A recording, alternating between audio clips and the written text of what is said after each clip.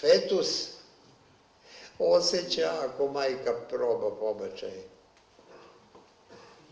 A i to je utopija.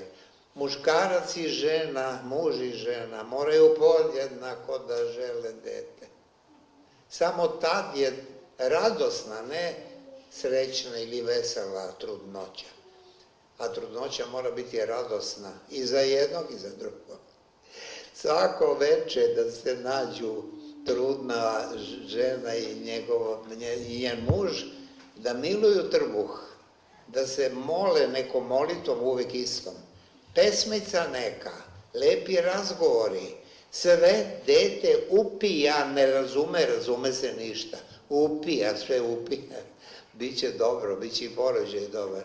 To je vrlo teško. Danas naročito, nikad gori odnosi nisu bili muškarce i žene nego danas. To je tužno. 21. vek ne znam kako će biti, ništa nemam protiv emancipacije, naravno da nemam ništa protiv. Žena je bila 2000 godina pokorna, a pokorni smo iz straha, a poslušni iz ljubavi.